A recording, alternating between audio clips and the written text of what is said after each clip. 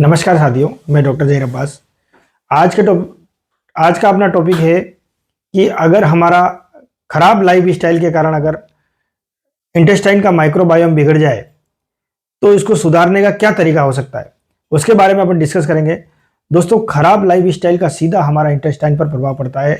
हमारे इंटेस्टाइन के अंदर जो हमारा माइक्रोबायोम होता है, यानी कि जो हमारे आवश्यक बैक्टीरिया होते हैं, जो हमारे बहुत सारे न्यूरोट्रांसमीटर का निर्माण करते हैं डाइजेशन पाचन के साथ साथ। तो दोस्तों, अगर हमारी जो लाइफ स्टाइल खराब होगी, हमारा खान पान खराब होगा, हमारा रहन सहन खराब होगा, तो वो माइक्रोबायोम डिस्टर्ब हो जाता है, जिससे वो बनने वाले न्यूरोट्रांसमीटर भी सही तरह से नहीं बन पाते हैं, जैसे सेरोटोनिन है या मेलाटोनिन है, जिससे उस व्यक्ति को क्या होता है, एक तो सेटिस्फेक्शन का आभास नहीं होता, ना अच्छी तरह से भूख लगती है, ना अच्छी तरह से प्यास लगती है उसको, और उस व्यक्ति का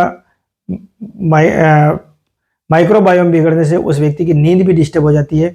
वो व्यक्ति, क्योंकि इसमें मेलाटोनिन जो हार्मोन होता है वह सही तरह से नहीं बन पाता और व्यक्ति अनिद्रा का पेशेंट हो जाता है, उसको नींद आना बंद हो जाती है। इससे आगे चलकर वह व्यक्ति तनाव और डिप्रेशन का शिकार हो जाता है और कई तरह की मानसिक ADHD है या ब्रेन फॉग जैसी कई मानसिक बीमारियां उत्पन्न हो जाती हैं। इसलिए दोस्तों, हमें हमारी लाइफ स्टाइल का विशेष ध्यान रखना है कि हमें क्या खाना चाहिए, कैसे रहना चाहिए, कब सोना चाहिए, उसका विशेष ध्यान रखना चाहिए। दोस्तों, हमारी सबसे पहले अगर हमें माइक्रोबायोम को सुधारना है इंटेस्टाइन के, तो हमारी लाइफ स्टाइल को सुधारना पड़ेगा। और लाइफ स्टाइल को सुधारने के कुछ तरीके मैं आपको बताता हूँ। जैसे आपको क्या करना है, सबसे पहले आप तो खान पान में क्या करना है, आपको एक जैसा भोजन नहीं लेना है, बहुत ज़्यादा कार्बोहाइड्रेट वाला भोजन नहीं लेना है, बहुत ज़्यादा तली भुनी चीज़ें, बाहर में मिलने वाली जैसे इरिटेटिंग फूड हैं, डिब्बा बंद भोजन है जिसमें प्रिजर्वेटिव के रूप में केमिकल मिलाए जाते हैं जो हमारे इंटेस्टाइन को आगे चलकर नुकसान करते हैं, ऐसी चीज़ों का भी परहेज करें। बाजार में मिलने वाले फास्ट फूड, जंक फूड आदि का भी परहेज करें। दूसरा है एपिसोड ऑफ ईटिंग, यानी कि बार बार खाने की आदत को हमको त्याग देना चाहिए। दिन में कम से कम 3 बार, या डायबिटीज़ का पेशेंट है ज़्यादा से ज़्यादा 4 बार होना चाहिए। 3 बार में भी सुबह का नाश्ता, सुबह का भोजन और शाम का भोजन। अगर 4 बार एपिसोड ऑफ ईटिंग है तो सुबह का नाश्ता, सुबह का भोजन, दोपहर का नाश्ता और शाम का भोजन। इस तरह से हमारा जितना कम एपिसोड ऑफ ईटिंग होगा, इतना ही हमारे इंटेस्टाइन को आराम मिलेगा और हमारा बैक्टीरियल फ्लोरा भी मेंटेन होगा और हमारा इंटेस्टाइन का माइक्रोबायोम भी सुधरेगा। तीसरी चीज है इंटरमिटेंट फास्टिंग।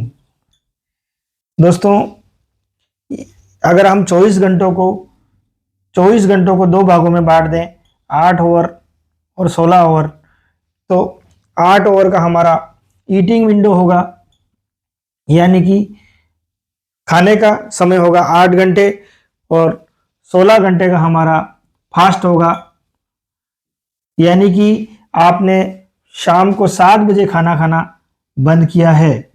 अगर शाम को 7 बजे खाना बंद किया है तो सुबह 11 बजे तक आपको कुछ भी नहीं खाना है, यानी कि वो हो गया फास्टिंग विंडो। और उसके बाद सुबह 11 बजे से शाम को 7 बजे तक आप भोजन कर सकते हैं, और उस भोजन को भी आपको 3 एपिसोड ऑफ ईटिंग या 4 एपिसोड ऑफ ईटिंग में बांटना है, ताकि हमारी इंटेस्टाइन को आराम मिले, इंटेस्टाइन का रेस्टिंग फेज बढ़े, और जिससे जो इंटेस्टाइन के अंदर जो डैमेज होती है उसके अंदर रिपेयरिंग का भी उसको समय मिले, और शरीर के अंदर जो आंतरिक ऑर्गन है उनको भी रेस्ट मिलेगा। चौथा है इनटेक ऑफ वाटर। हमें कम से कम प्रतिदिन 2.5 से 3 लीटर पानी जरूर पीना चाहिए, क्योंकि हमारे शरीर में सबसे ज़्यादा पानी की रिक्वायरमेंट रहती है, और हमारे ब्रेन सेल में भी सबसे ज़्यादा मैक्सिमम पानी ही होता है। इसलिए बहुत सारे व्यक्तियों को पानी भी कम पीने की आदत होती है, जो दिन में कम से कम 1 लीटर भी पानी नहीं पीते हैं, जबकि एक व्यक्ति 1 से 1.5 लीटर यूरिन कर देता है प्रतिदिन। अगर वो व्यक्ति पर्याप्त मात्रा में पानी नहीं पिएगा तो उसकी बॉडी में डिहाइड्रेशन हो जाएगा। डिहाइड्रेशन होने से क्या होगा, कोशिकाएं झुलस जाएंगी और व्यक्ति का समय बूढ़ा भी हो जाएगा और उसके शरीर के अंदर कोशिकाएं भी समय से पहले मर जाएंगी। इसलिए दोस्तों मैंने ये कुछ तरीके बताए हैं हम बैक्टीरियल फ्लोरा को कैसे मेंटेन कर सकते हैं। पांचवा है प्रीबायोटिक एंड प्रोबायोटिक का सेवन, यानी कि प्रीबायोटिक और प्रोबायोटिक फूड का सेवन करेंगे, जैसे दही है, दही कांजी आदि का सेवन भी आप कर सकते हैं। छठा है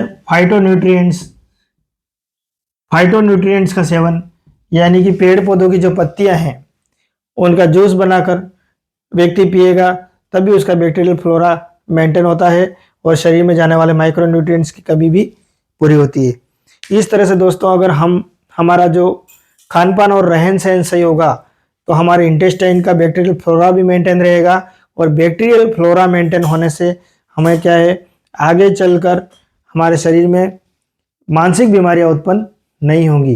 क्योंकि अगर बैक्टीरियल फ्लोरा हमारा मेंटेन नहीं है तो क्या होगा कि हमारे शरीर में जो न्यूरोट्रांसमीटर बनते हैं इंटेस्टाइन के अंदर, जैसे सेरोटोनिन है, मेलेटोनिन है, उस तरह से हार्मोन बनेंगे नहीं, और जिसके कारण हमें आगे चलकर बहुत मानसिक बीमारियां और एनसीडी जैसी शारीरिक बीमारियों का भी सामना करना पड़ सकता है। इसलिए दोस्तों आपका खान पान और आपका रहन सहन ही डिसाइड करेगा कि एक व्यक्ति की वास्तविक आयु क्या होगी। इसलिए दोस्तों इस वीडियो को आप भी देखें, औरों को भी दिखाएं। जय हिंद, जय भारत।